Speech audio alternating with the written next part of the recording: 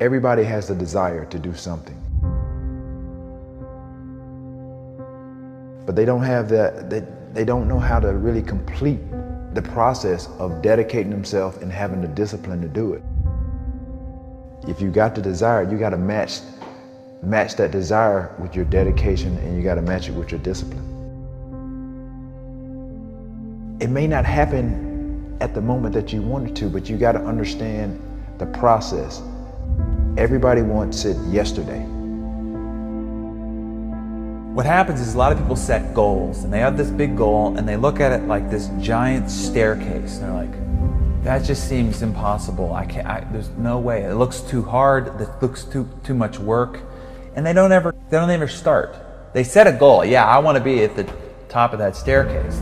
It's easy to write that down. But when they go to actually start climbing, they just go, that's just too. Sure. But if all you did was just look at the first step and get on that first step. And then when you're on that step, just look at the next step. That's it. Don't look up. Just look at that next step. You got to understand that it's not going to be easy. People think that there's no challenges. Again, people want it yesterday. Most people want the convenience of transformation without the inconvenience. What we do is we kind of check out because it feels overwhelming, or we check out because we're afraid, or we check out because we start listening to self-doubt, and then we make these teeny tiny decisions all day long. We don't even realize it. A decision to not get up on time, a decision to not eat the right thing, a decision to snap at your kids, a decision to not speak in a meeting, a decision to not look for a job, like whatever it is. All day long, these tiny decisions that take you so far off track.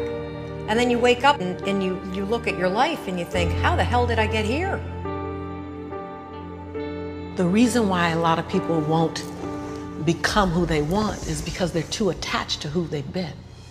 And you hear it all the time when people say, I've always been this way. Okay, well, if that's working for you, keep doing that.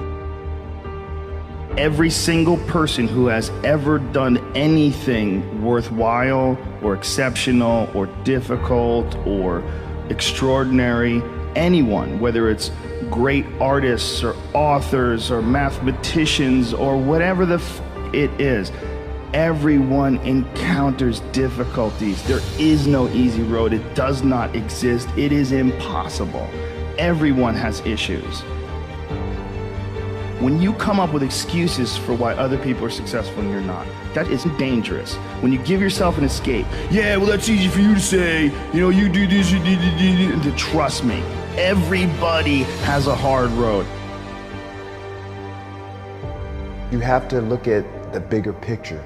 You have to have belief in yourself, and you have to have faith in yourself.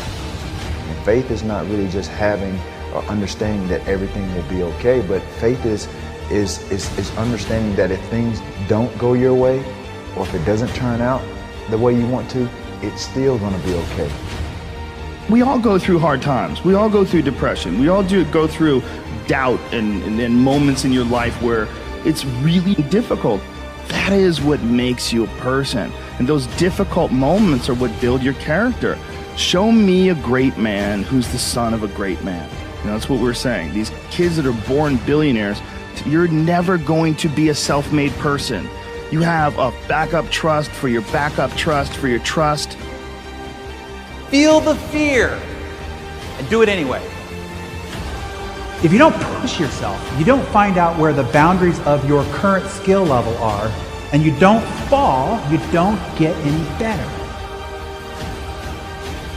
No matter how talented, experienced, or privileged somebody else is, you can beat anybody at anything. You can accomplish any goal you set your sights on over time. If you are just more consistent than everybody else around you, you will win every race that you run. Somewhere deep inside, you know what kind of person you were designed to be. If you want to produce great acorns, think like an oak, not like an acorn. think like the person you intend to become. Every seed has a tree in it, and the potential success of that tree is in that seed. And that's the way you are. Whatever you were born to do and be is in you now, and the success of your life depends on you becoming all that is trapped inside of you.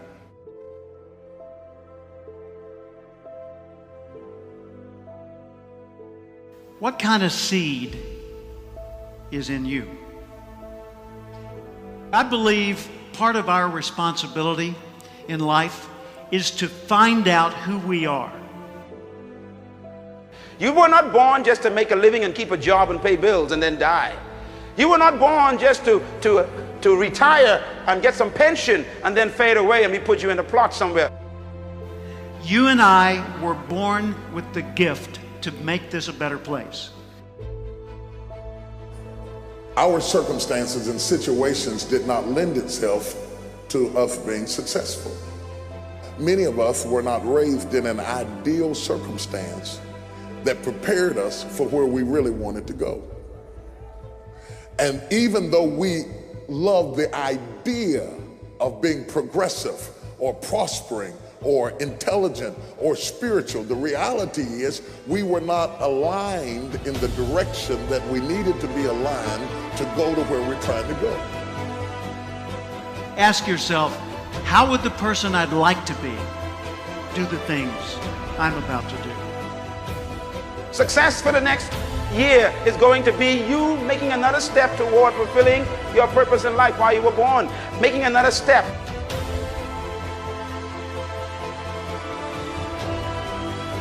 Work to your potential, not your quota. If you want to stay really motivated, if you want to answer the question to why people that have already made it keep pushing, it is because they don't operate on quotas, they operate off potential. They're driven to reach their potential. This is also tied to their ethical obligation. They know what they're capable of. Nobody can tell you what you're capable of. You're the only one that knows. Work to your potential, not just a quota, and I promise you, you will be on fire day and night. I never expected to be anything but ordinary. I was raised to be nice and ordinary. I expected I would grow up to be, like Dad worked for the phone company. I figured I'd go to work for the phone company, maybe work in an office. I figured I'd work till 65, I'd have 1.34 kids. I'd retire at 65, and then I'd die at the statistical average age for my gene pool. That's what I expected. Until one day in 1972, on the radio in the next room to mine, I heard a voice that changed everything. I heard the voice of Earl Nightingale, known at the time as the Dean of Personal Motivation. He said, if you will spend 1 extra hour each day studying your chosen field, you'll be a national expert in that field in 5 years or less. That hit me like a tornado. It rearranged everything in my life. If you were to focus half an hour of study on one field of endeavor for 5 consecutive years, you'd not only transform you, you'd transform the world around you. And we collectively would transform the world as we know it today. Know how you're smart, not just how smart you are in comparison to others. In what ways are you smart? Know what you care about. What are the values that motivate your choices? Know what your personal velocity is, the intensity and drive with which you naturally operate. Know the background imprint, positive, neutral, or negative, that you carry with you and what effect it's had on you. Know your behavioral style, how you come across to other people. Know the patterns in your choices so that you're continually learning more and more about what it's like to be you so you can do an even better job of it.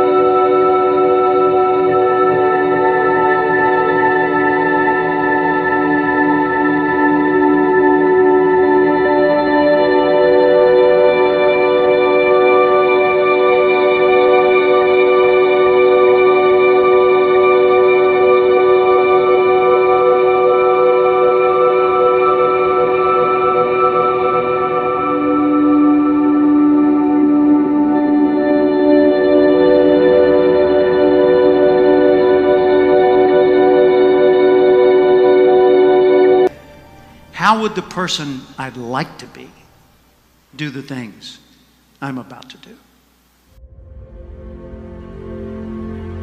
If you want to be successful in life, do not seek success.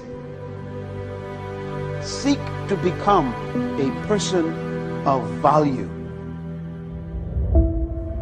Make yourself valuable and they'll pay for you.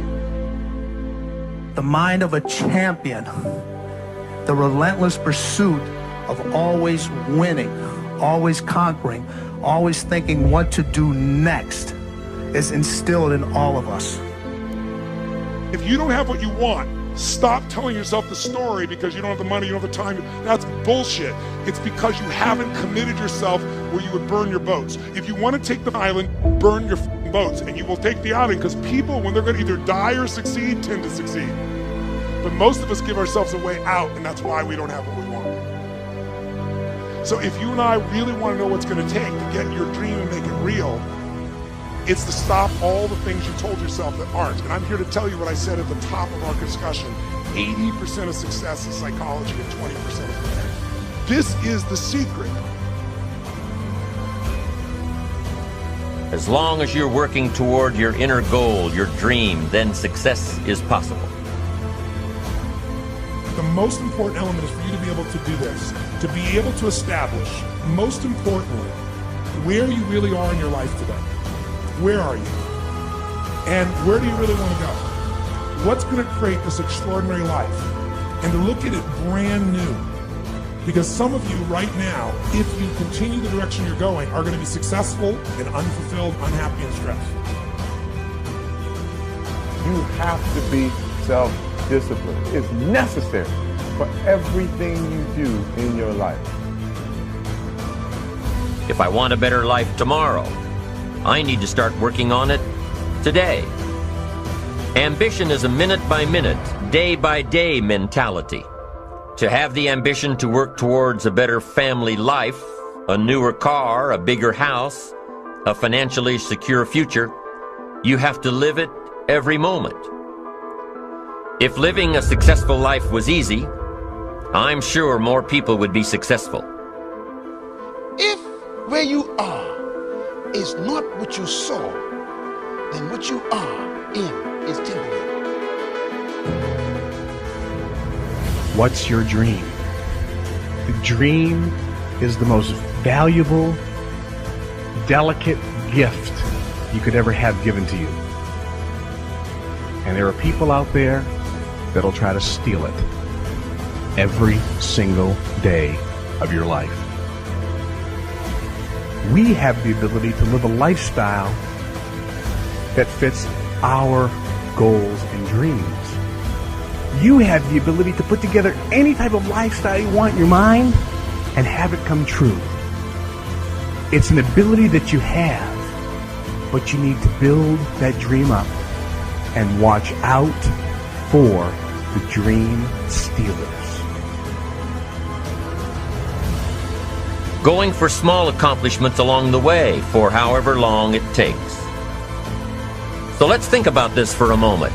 What outside evidence or results or proof can be seen when you accomplish your goals one step at a time? You'll start to see things change around you, little things, not major things, but little everyday things. Things you may not even notice unless you are paying attention. If you're one of those who'd rather stay up late and get up late, only to discover that your workplace doesn't fit your schedule, and you roll out of bed cursing the alarm clock every morning, maybe you could start with the little change of going to bed half an hour earlier than normal. And maybe you'll see, in time of course, you can't train your body overnight, maybe you'll find out that you jump out of bed in a better mood, and that your day will start better, and that you'll get more done, and that the people around you that caused you problems aren't so hard to work with after all. It all starts by making one little change and adding to it every day. If you're creative enough, can you find the answer, yes or no? If you're determined enough, can you find the breakthrough? Yes or no? If you're passionate, loving enough, can you get someone to help you? Yes or no? If there's no way that you're committed, can you find the money even if you don't have it? Yes or no? So I said creativity, decisiveness, passion, honesty, sincerity, love. These are the ultimate human resources.